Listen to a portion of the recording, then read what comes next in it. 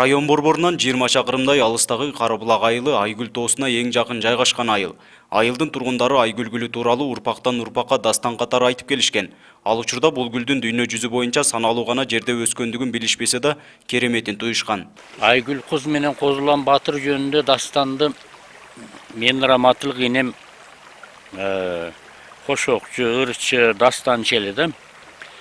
Мына ошо киши мындай айтып берип, жүргү анча-мынча гана айтып берчү эле да. Дастанда айтылгандай, бул аймакта Козулан Батыр жашаган. Ага ашык болгон Айгүл кыз менен Башкошоор алдында сырттан басып келген жоого каршы согушка аттанат. Болочок жубайы Айгүл кыз Козулан Батырды ушул тоого чыгып күтүп жүрчү экен. Күндөрдүн биринде Кызыл Кыргын согушта жоонун колунан Козулан Батыр каза болгондугу тууралуу суук кабар келет. Аны уккан Айгүл кыз ашыктыктын кайгысына чыдабай аскадан ылдый боюн таштап өз жанын кыят. Анын каны чачыраган жерге Айгүл гүлү өсүп чыккан экен.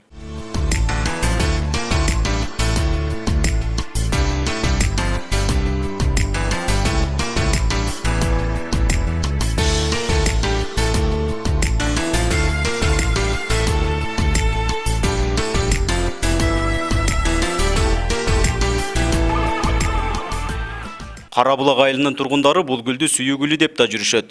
1978 жылы СССРдин кызыл китебине кирген Айгүл гүлү 80-жылдары жок болуп кетүү коркунучунда болгон. Тоо боорунда жайнаган кереметтүү гүл ар кандай таасирлерден улам саны азайган.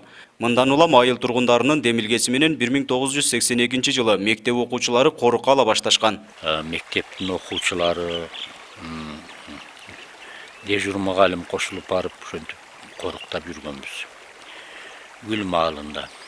Кийин акырындап отуруп, бул гүл анан адамдарга, айылыбыздын адамдарга чейин тарап, адамдар да деле тынчсызданып, биздин Айгүл ушинтип жоголуп кетеби деп, карапайым эле адамдар да эле ошо жакка карап баскандарды, гүлдү үзбө, гүлдү кара, гүл жоголуп баратат деп айта турган болушту. Натыйжада жок болуп кеткен гүлдүн саны көбөйө баштаган. Карабулак айылынын тургуну жазуучу Мурзапар Үсөндүн айтуусу боюнча, Кыргызстанда алгачкы жолу 1989 жылы бул айылда Нооруз майрамы уюштурулуп, андан соң 16 апрелде райондук деңгээлде Айгүл майрамы белгилене баштаган. Апрелдин 16-сында гүл майрамы өтөттү, анан мен бардыгын ошол баягы өзүнүн тартиби боюнча гүл майрамына ошол айылдын адамдары катыштырып, бүтүн неме кылып, мугалимдердин демилгеси менен, окуучулардын демилгеси менен шу гүл майрамы райондо биринчи өткөн. Азыркы учурда бул гүлдү көрүүгө район аймагынан эмес, чет өлкөлөрдөн да туристтер келе баштады. Ерматов мектебинин мугалимдери тоодо өскөн гүлдөн көрүүчүлөрдүн саны көп болуп, Айгүл гүлү тебеленди де калууда. Алардын жаратылышка ырайымсыз мамилесинен кереметтүү гүл үзүлүп, кайрадан саны азая баштады деген тынчсызданууларын айтышууда. Сейилге келген саякатчылар гүлдү көрүп, анын коозугуна суктанып, ушул окуучулар гүлдөрдү коргоп атат экен. Биз дагы ушуларга салым кошоюк, бул дагы биздин жерибиз дегенин ордуна айрым саякатчылар гүлдү үзүп, өздөрүнө сүрөткө алып, анан гүлдү ошол эле жерге баягы дежурстводо турган окуучулардан айбыгабы гүлдүн астына таштап коюп кетип аткан учурларды көрүп, балдар өтө зээникейт. Мындан сырткары эс алуучулар тоонун бооруна суусундуктарын алып чыгышып, бош бөтөлкөлөрүн ордунда калтырып кетишет. Кечиндеси ай чыккан мезгилде Айгүл гүлү менен кошо таштандылар да ачыла баштайт. Мунун айынан ар жума сайын мектеп окуучулары гүлдү коруу менен катар эле таштанды тазалоо үчүн ишембиликтерди уюштуруп турушат.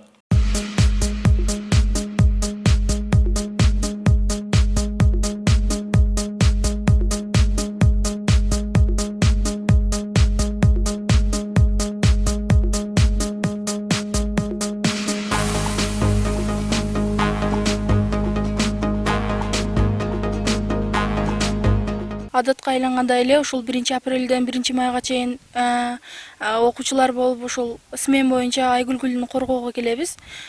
Ушул келген конокторго түшүндүрүү иштерин жүргүзүп, ошол гүлдү үзбөөгө үгүттөп, таштап кеткен ошол таштандыларын субботник кылып кетебиз.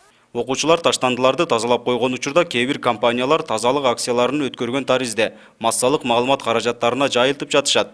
Мындан сырткары 30 жылдан ашык убакыттан бери гүлдү коруп келгенибизге карабай, башка мектептерден келген окуучулар да айгүл гүлүн коруган болуп, өздөрүн жарнамалагандар да көбөйүүдө дейт мектеп мугалимдери. Айрым компаниялар, мисалы үчүн мына Мегалком компаниялары бир күндүк рекламаларды ушул жерге келип, өздөрүнүн атынан кичине жамылып чыгарып жаткан мезгилде. Бирок буга биздин ушул рекламаларды биздин окуучулар, ата-энелер көрүп, кичине нараатчылык пайда болуп жатат. Негизи эмгек, негизги кызмат ушул элдики, ушул окуучулардыкы. Кээ бир мектептер биздин 25-30 жылдык мээнетибизди тепсеп, кээ бир мектептер өздөрүнү жарнама катары уруксатсыз келип, биз айгүл гүлдү коруп калып атабыз деп өздөрүнү тарттырып кеткени теледен көрүлгөндө бул өтө өкүндүрбөй койбойт экен. Окуучулардын демилгесин колдоп, мамлекет тарабынан да 300 гектар жер аянтына тосмолор курулган. Гүлдү коргоп калуу боюнча тоонун айланасына көрүүчүлөр үчүн эс алуучу жайлар, бак-дарактар отургузулууда. Токой чарба кызматкерлеринин айтымында бул жылдагы айгүл гүлүнүн гүлдөө мезгилинде келген көрүүчүлөрдүн гүлдү үзүүсүнө жол берилген жок. Бирок тебелендиге учурап гүлдүн көбөйүүсүнө зыяны тийген. Мындай көрүнүшкө күбө болгон айрым көрүүчүлөр көзөмөлдү күчөтүү зарылдыгын айтып чыгышты. Азыркы күндө айгүл гүлү дебеленди болуп кетти. Ошон үчүн мен суранычым бар эди, окуучуларды, келген элдерди негизинен бала чаканы киргизбесе, тазалыкты сактасак, бир эле кире беришке бир аял кишини коюп койбой, бул жерде катты контроль керек да. Ар бир адам тартип үй бүлөдөн башталат. Биз үйдөн балдарыбызды тартипке чакырышыбыз керек. Айгүл гүлүн коргоо жана ага туура мамиле кылууга чакырган 7 каналдын жалпы жамааты да бул жылы 16 апрелде акция уюштурду. Алтынбек Ажы Жумаевдин айтымында гүлдү көрүүгө келген адамдардын маданиятсыздыгы ушул иш-чараны өткөрүүгө аргасыз кылган. Ушул жерде аябагында биздин өзүбүздүн кыргыз эли маданиятсыздык мамиле кылгандыгы мени жүрөгүмдү оорткан да. Ошонун негизинде биз ушул өзүбүздүн коллектив менен анан ушул келген конокторду, жергиликтүү элди бир маданияттуулукка чакырып, ушул жерде тазалыкты сактайлы, ушул гүлүбүздү үзбөйлү, жулбайлы сактайлы деген негизде уюштуруп атабыз да. Айгүл гүлү дүйнөдө сейрек кездешкен гүлдөрдүн катарында. Илимий эмгектерде Эдуардтын чаар гүлү деп аталып келет. Кыргызстанда бир эле жерде Баткен районунда өскөн кереметтүү гүлдү сактап калуу ар бирибиздин өз колубузда. Нургазы Жайнаков, Бактыбек Нишанбай уулу, 7 канал, Баткен өкүлчүлүгү.